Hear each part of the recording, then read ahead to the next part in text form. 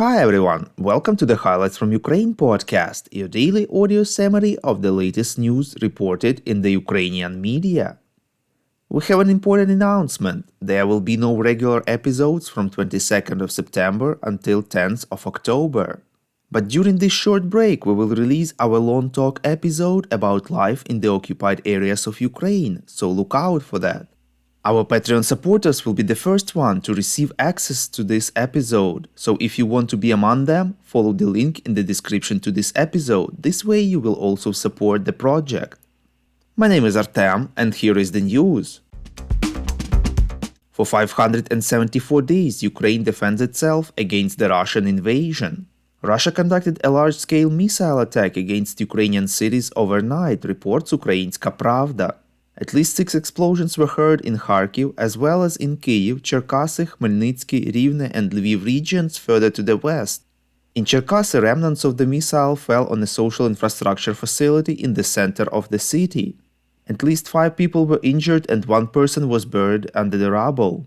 In Kyiv, explosions were heard as well, at least 7 people were injured. A gas pipe and windows in a 5-story building were damaged. Rescuers are extinguishing fires.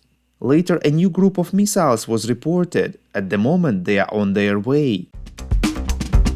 The death toll of the recent Russian shelling of the city of Kupiansk, Kharkiv Oblast, rose to 8, as 2 more victims have been found, reports Hromadske. Local authorities specified that the 2 men that were found were the volunteers evacuating civilians.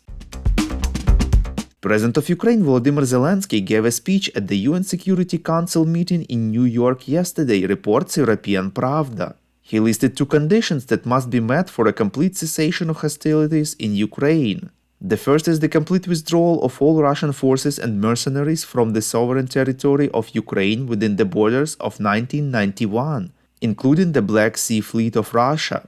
As the second point, the president indicated the full return to Ukraine of effective control over the entire state border and the exclusive economic zone in the Black and Azov Seas and the Kerch Strait.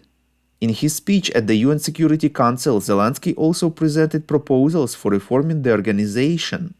The president stressed that the work of the UN is currently paralyzed precisely because Russia, as the aggressor state, is blocking any decisions, as it has a veto as a permanent member of the Security Council. As a first step towards reforming the UN, Zelenskyy proposed giving the UN General Assembly a real opportunity to override vetoes, provided that 2/3 of the votes reflect the will of the nations from Asia, Africa, Europe, both Americas and the Pacific. The second step was to expand the permanent membership of the Security Council to include states from Africa, Asia, Latin America and the Pacific. Among European countries, he mentioned Germany. As the third step in the reform of the organization, the president named the creation of a system of preventing aggression through preventive sanctions. These should be automatically submitted to the UN Security Council when any member of the General Assembly declares a threat of aggression. We would really appreciate if you could recommend us to your friends and family, as well as share information on social media. This way more people would learn about the podcast and truth about Russia's invasion. President of Ukraine Volodymyr Zelenskyy believes that the armed forces will achieve success on the front by the end of the year, reports Delo UA. In an interview with CNN, when asked whether a big breakthrough in the counteroffensive is possible this year, Zelenskyy said, quote, "I think nobody knows really, but I think we will have more success," unquote. Zelenskyy also added that the Ukrainian forces are advancing in the east. The head of state stressed that, like before, he is focused on receiving long-range missiles from the US to equalize the potential of both sides on the battlefield. The Ukrainian president explained that the absence of ATACMS missiles will lead to more casualties on the battlefield and elsewhere. Zelenskyy also stressed the need for more air defense systems, mainly US Patriot systems, stating that they are necessary for the protection of civilian areas.